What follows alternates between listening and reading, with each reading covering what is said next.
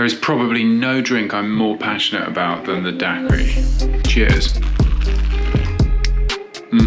But before we get going, please subscribe, and after you've watched the video, let me know your thoughts by leaving a comment below. I love hearing from people and I will write back.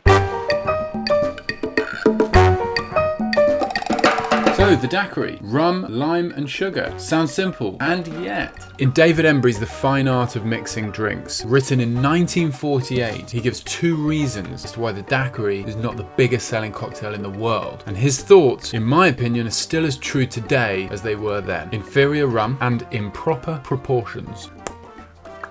Interestingly, he goes on to describe the inferiority of Puerto Rican rums, which is quite controversial, but it means that I don't have to mention the world's largest rum brand to explain why I think the daiquiri isn't the biggest selling cocktail in the world. He's done it for me.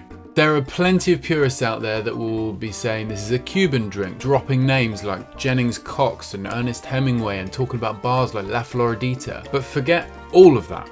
Just for a second. Firstly, pick a good dry rum. By dry, I mean one with not too much sugar added, preferably no added sugar. And in my ever so humble opinion, without the influence of too much oak. So pick a good rum, but don't be afraid of picking a rum with flavor. Otherwise it may as well be vodka. Struggling to find a good rum, then check out my buying guide to rum coming up here. Secondly, ratio. I talked about this in the Manhattan video. I'll put a link to that at the end. There's no point picking a good rum if you're just going to drown it out with lime and sugar. Today in plenty of bars, the sort of ratio that they'll be using, 2-1-1.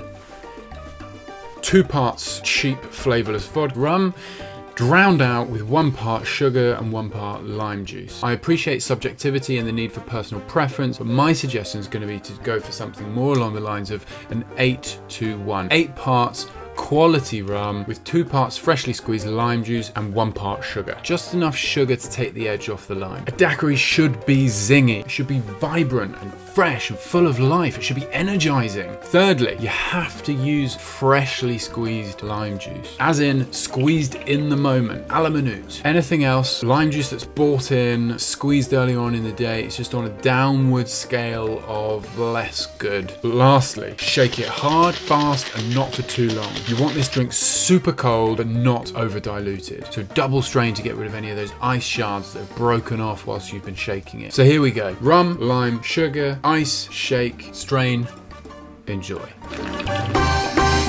Thanks for watching. See you next week.